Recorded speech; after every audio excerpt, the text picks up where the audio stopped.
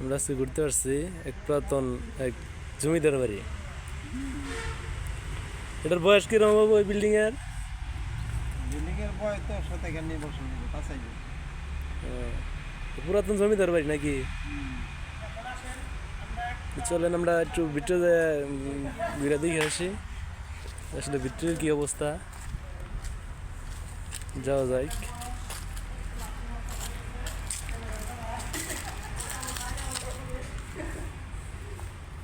যে ওখানে আপনার হরিণ বানর বা বিজাবি পালছে এই জায়গায় এখন আছে।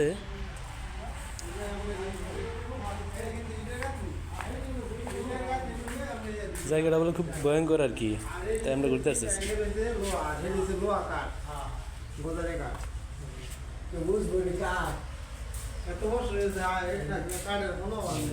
এই জায়গার পাহাড়ে তার এই জায়গায় থাকে।